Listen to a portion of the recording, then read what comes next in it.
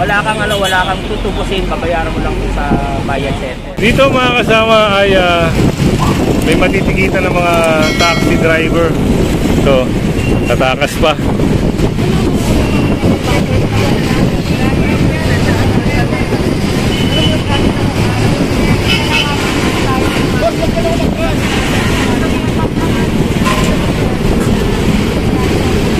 Naalis pa sana si Kuya at naharang siya ni Sir Delfonso.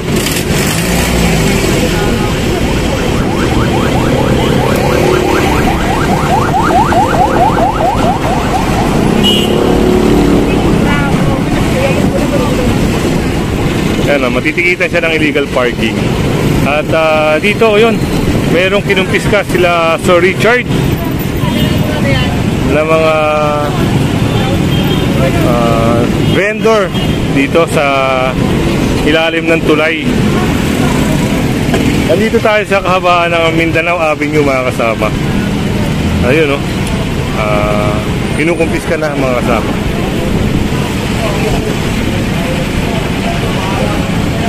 Kanina pa kita pinaalis, ayaw mo na umalis. Kaya kita, hinihintay mo pang ganyanin ka. Parang, pira.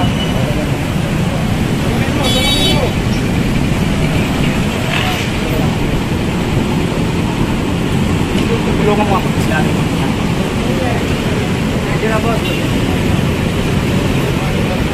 Itong taxi driver na to ay matitikitan ng illegal parking. Gawa na ngayon, parada siya sa ilalim ng footbridge.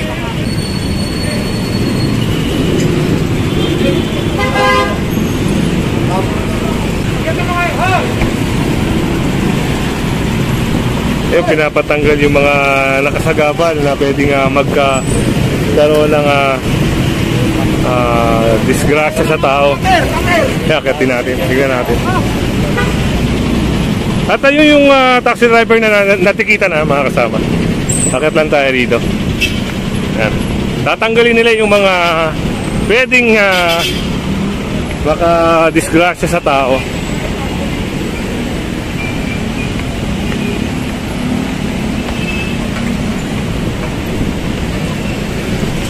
Yan, biruin nyo, sobrang lakas ng hangin pwede itong malaglag at makatama sa ating mga motorista at siyempre sa mga tao, di ba? Ayan, babaklasin nila yan.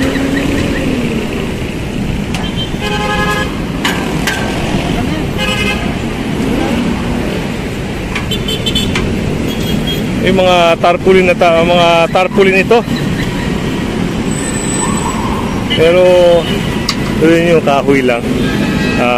Kawayan. Madaling masira, madaling liparin.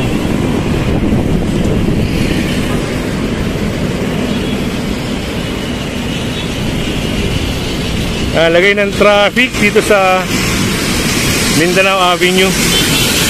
Medyo maganda-ganda pa.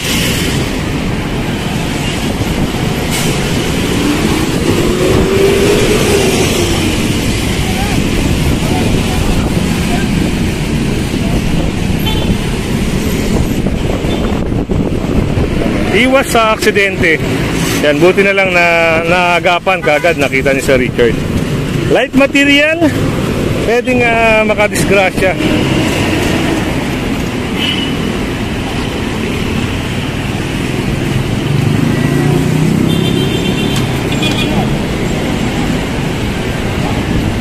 At isang pulang Toyota Vios ang matitikitan sa kabilang side na yan.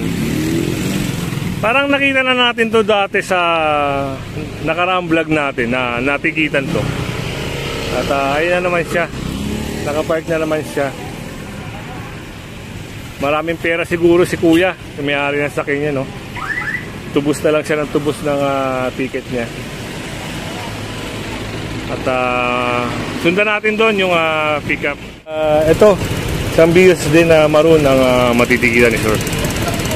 Yan, illegal park, unattended mga kasama, medyo mabigat-bigat, medyo malaki-laki yung babayaran ng driver nito. Tayo doon. Kung may kakarga sila Sir Richard dito. Ayun, inuha na nga yung signages. Sasakay.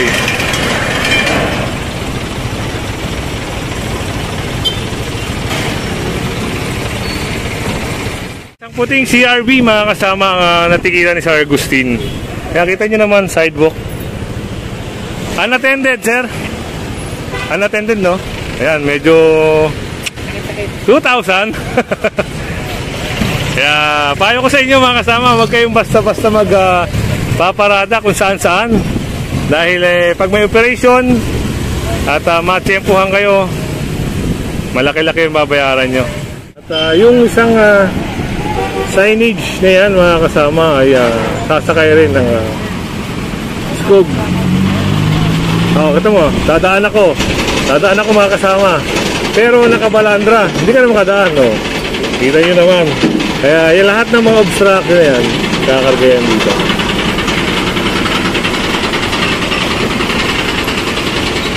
Dahil nakakadena, andyan naman yung bolt cutter. Tatanggalin ng bolt cutter yan mga kasama.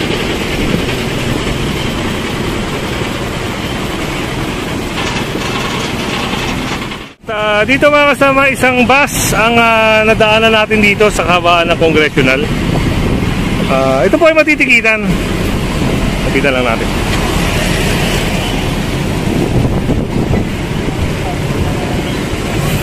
Yan, walang face mask si kuya, mukhang bagong gising. Dito ata natulog. Yan, titikitan po ng illegal parking ito. Bike lane at sidewalk yung pinaradahan niya.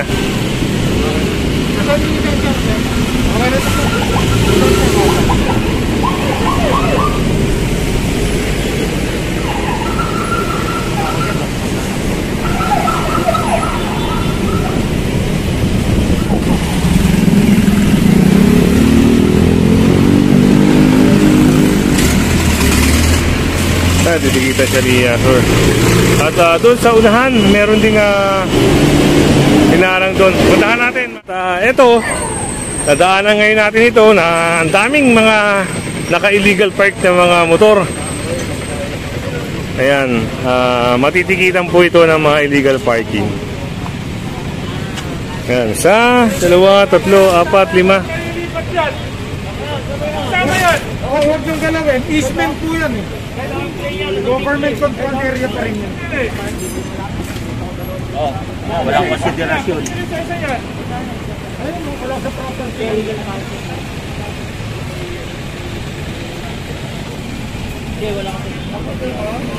Ayan, at matitikitan itong rider na to. Hindi mo na, wala. Nakita ka lang nung ano namin eh. Walang nasa ano pa rin eh.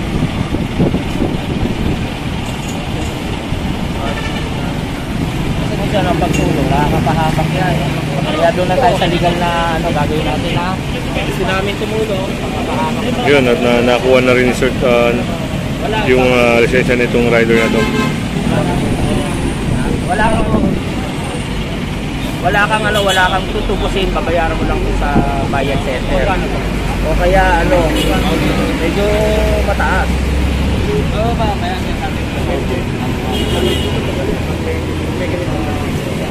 At kung mga walang plaka yung iba rito, malamang mai-impound to.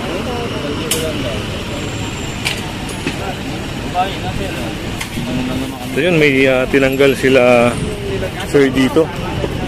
Ayan, mga kade-kadena. Pinumpis ka.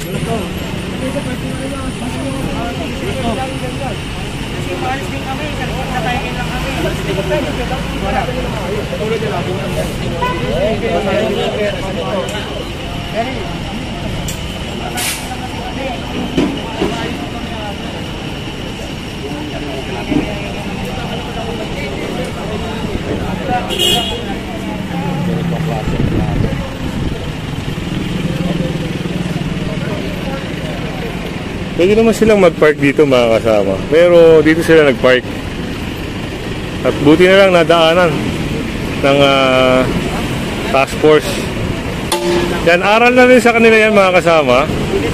Para sa susunod, doon sila mag-park sa mga legal na parkingan.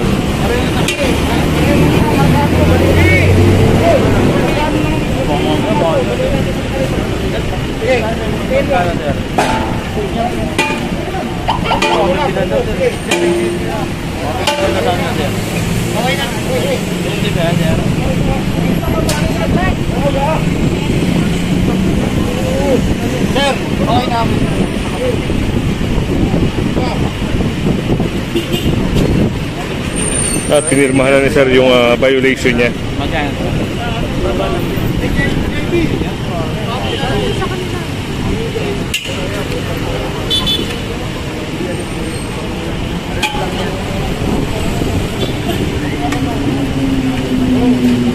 Yun, aalisin na nila ito.